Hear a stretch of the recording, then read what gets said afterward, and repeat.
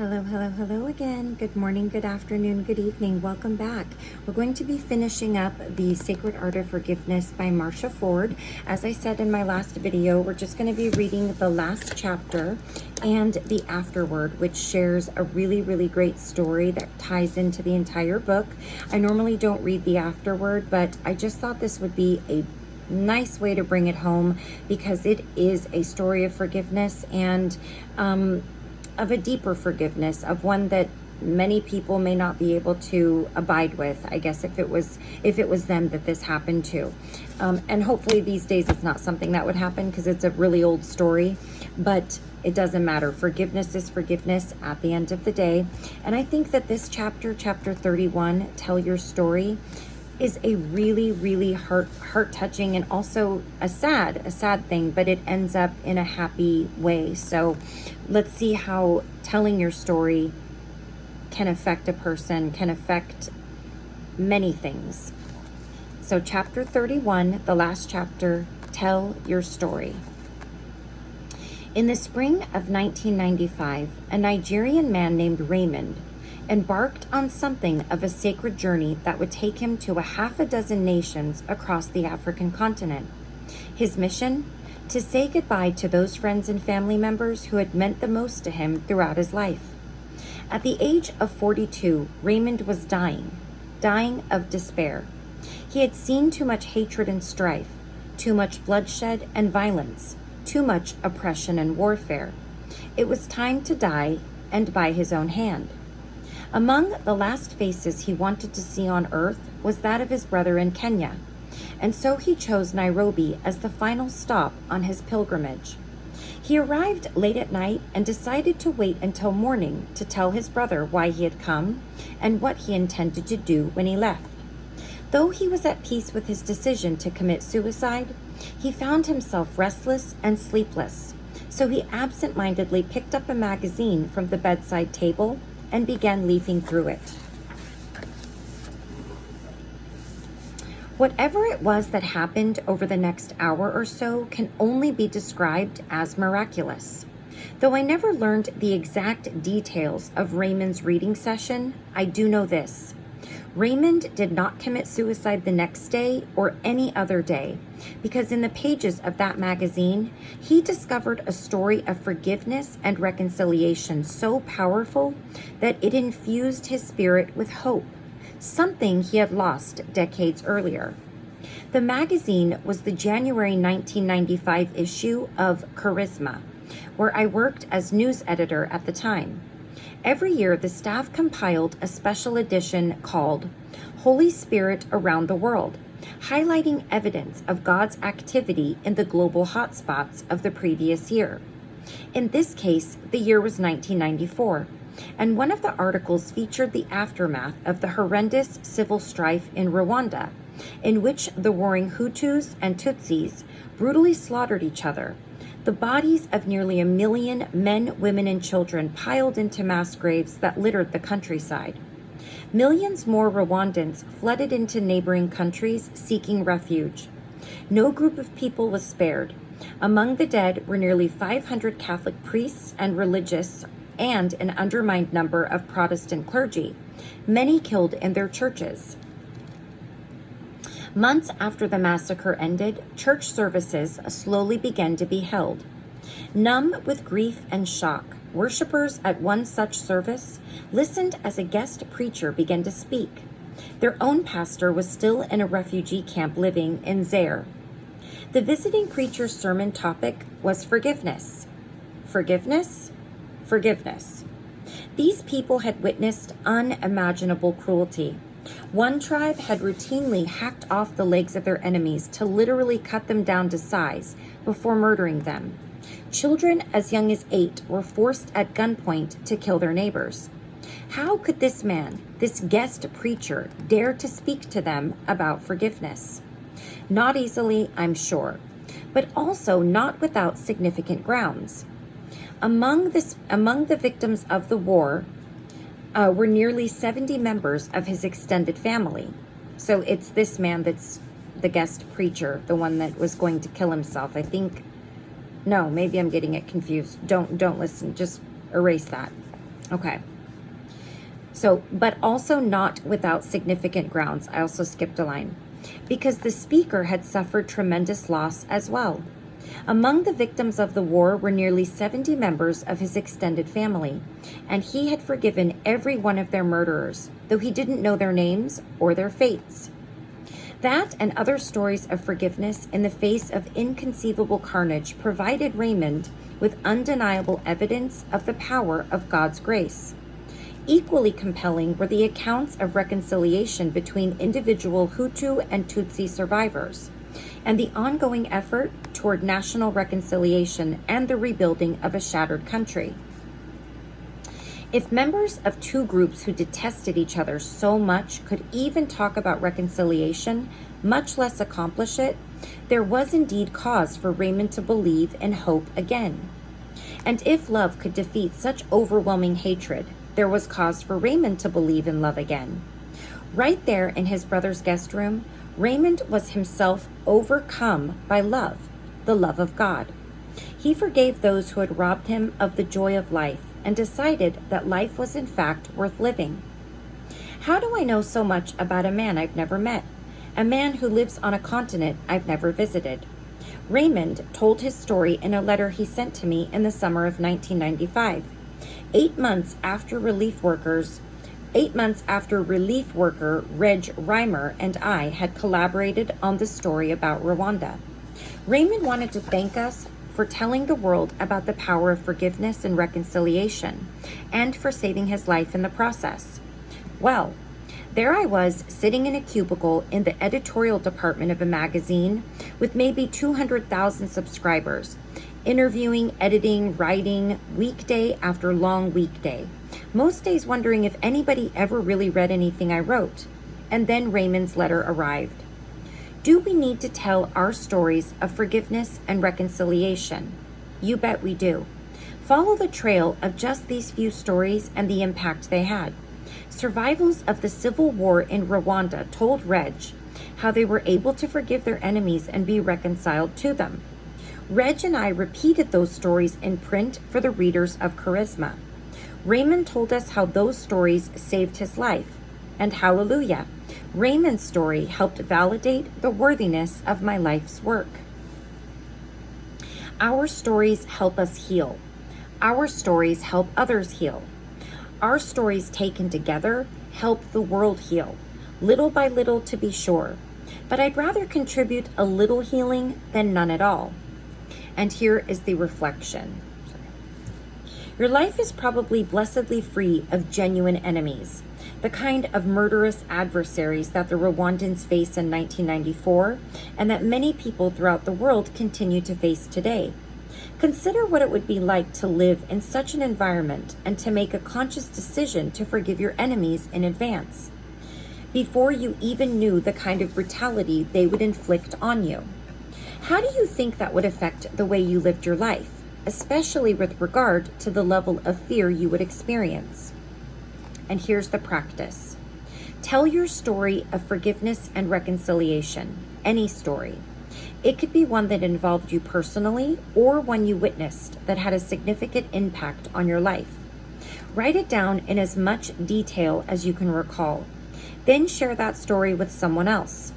Depending on the circumstances and the nature of the story, you may want to rework it as a reflection for a congregational newsletter or even submit it for publication to an appropriate magazine. And please send a copy to me at misfit@marciaford.com. All right, and our last chapter's quotes. Never does the human soul appear so strong and noble as when it forgoes revenge and dares to forgive an injury. Edwin Hubble Chopin. I like that one. The practice of forgiveness is our most important contribution to the healing of the world. Marianne Williamson. I like that one a lot too. Do not say, I'll do to him as he has done to me.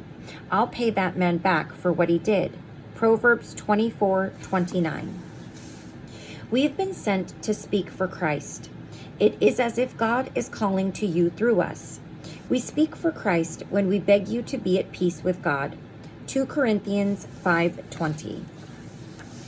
And now here's the afterword, which is the story that I told you guys about earlier. There's two names in here that are very hard to pronounce, so I will just refer to them as the older ladies. I will try to say their names the first time, though. Among the Athabascan people of Alaska's Yukon Territory, there's a centuries-old legend about two elderly women who were abandoned and left to fend for themselves during a time of famine. Over many generations, tales have been told of similar situations. Forced to seek out a new hunting ground, a tribe would abandon its weakest members, leaving them to face a certain and terrifying death by starvation or worse. But such a radical action had not been seen for some time. And so when the tribal chief announced his decision to leave Sa and ch.31 behind, the two old women were stunned. Determined not to show their feelings, they stared straight ahead as the tribe prepared to leave. I'll try to say the name. ch.31 felt all the more betrayed. Among those walking away from her were her own daughter and grandson. The boy she could forgive, her daughter she could not. ch.31 had taught her daughter to be strong and courageous, to fight injustice and defend the helpless. Oz had not learned her lessons well. That's the name of the daughter. Few people can even imagine the hardships the two women faced as they struggled to survive the frigid Arctic winter. But the skills they had learned in their earlier years, long before they came to depend on a younger generation to care for them in their old age, returned to them. Recalling a favorable campsite near a creek, they set out to find the nearly forgotten setting. Along the way, they trapped, they skinned, they fished, though the pain in their fragile joints and atrophied muscles often begged them to give up, to lie down and die. But they did not lie down and die. By spring, they found the old campsite along with enough fish, game, and berries to set aside a significant store for the brutal winter to come. They built a warm and snug tent from deer hides and gathered more than enough wood to keep their fires glowing during the long Alaskan winter. They were confident they would survive the sub-zero weather in relative comfort. Still, the sting of their betrayal continued to cause them pain.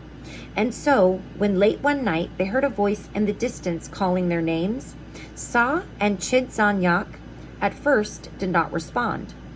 Only when they determined that their discovery was inevitable did they call back in return. An elderly scout from their tribe, skilled not only in tracking but also in trusting his intuition, had been searching for them for days after deciding that they would have been smart and resilient enough to seek out the old campsite. The tribe at first kept its distance from the two old women, respecting their wish to be left alone. The women no longer trusted the tribe, and it would take time for their wounds to heal.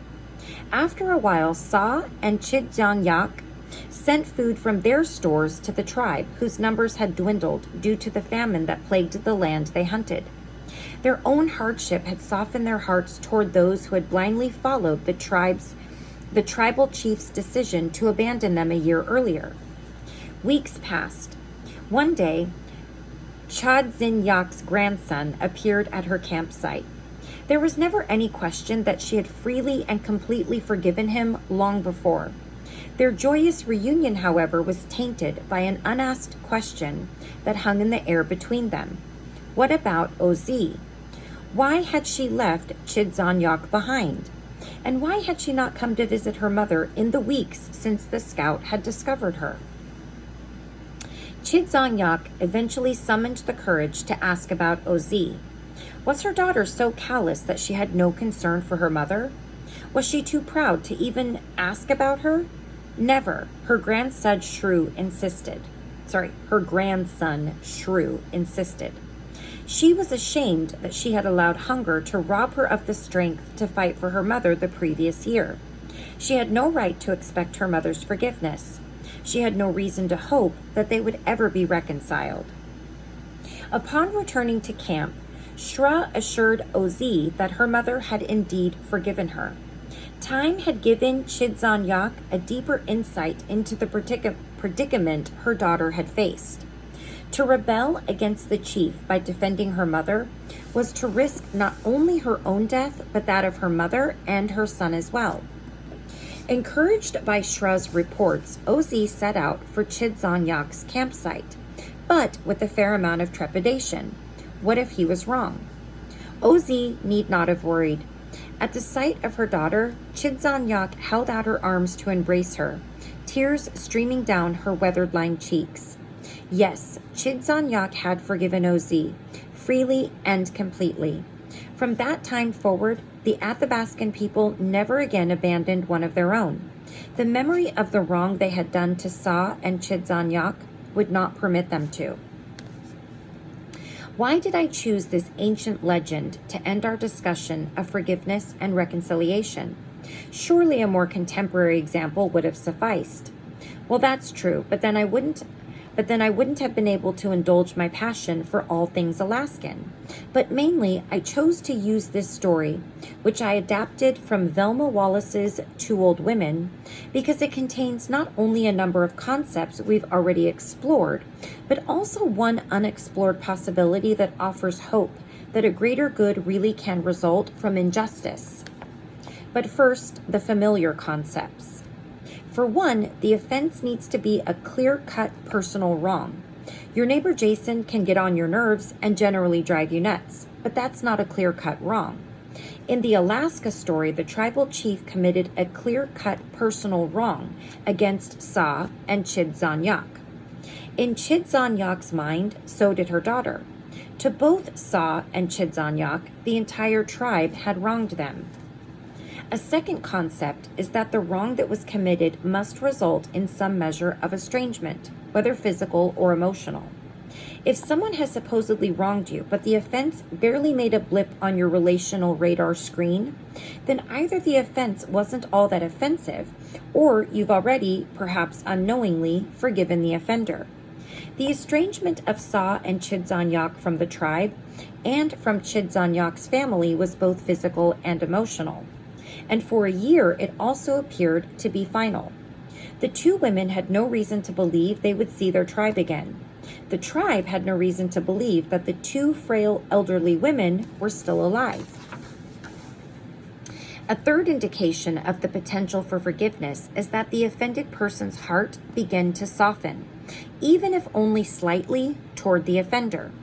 This, as we've seen, is the point at which many people get stuck. When we've been wronged, it's hard to accept it when we feel the first inklings of compassion for our offender. Sa and Chizanyak experienced those first inklings when they began to identify with the plight of their people. The two women could easily have died of starvation. They knew firsthand how extreme hunger and deprivation worked.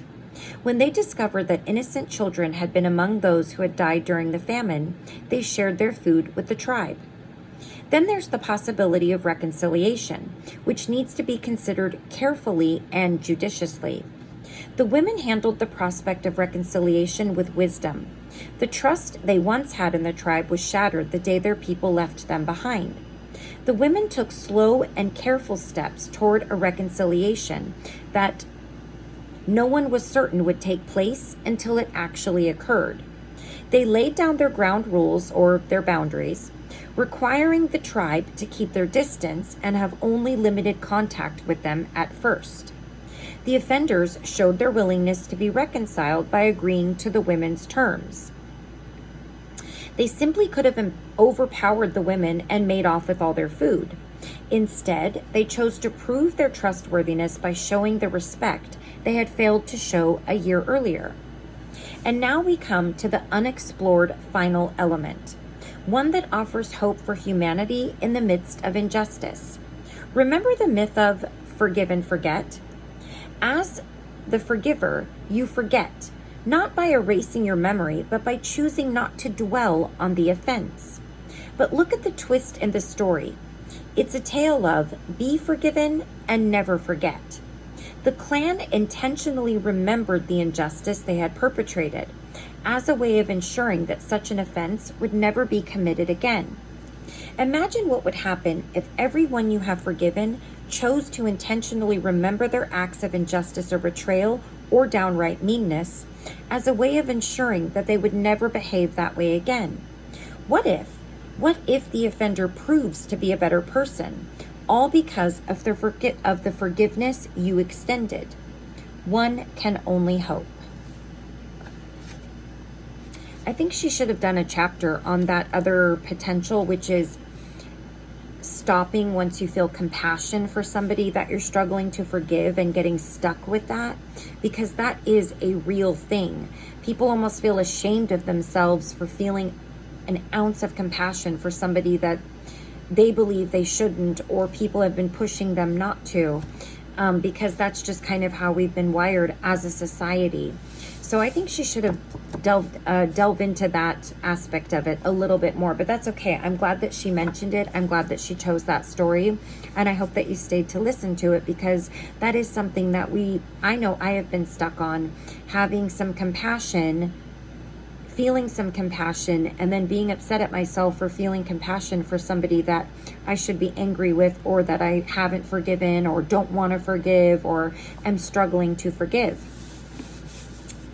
All right, so that completes The Sacred Art of Forgiveness, Forgiving Ourselves and Others Through God's Grace by Marcia Ford. She's written quite a few books. I want to say, maybe not quite. I don't know. I actually think I looked that up, but I can't remember. But some other books that she's written, let's see. Meditation for Misfits, 101 Most Powerful Promises of the Bible, and Restless Pilgrim, The Spiritual Journey of Bob Dylan. Huh. That's interesting. So on the back of this book, it says that the step-by-step that she gives will help you in the following ways. And maybe these have come to fruition for you. Some of them, all of them, one of them. Coming to terms with anger, bitterness, and resentment, understanding the differences between forgiveness and reconciliation, taking the initiative even when you're the one who's been wronged, strategies for listening with the heart in emotionally charged situations, knowing when to forgive and forget, and when to forgive and take action, ways of allowing the power of the divine to work through you, and finding compassion for others and for yourself, and much more, it says. Thank you so very much for joining me. We are now finished with the book, so until next time when we start our new book, please take care of yourself. Please take care of those around you. I will see you again very soon for a new book and another new journey of learning a little bit more and working on ourselves, which is something I think you never stop doing. So I will see you again very soon. Take care until then. Bye-bye.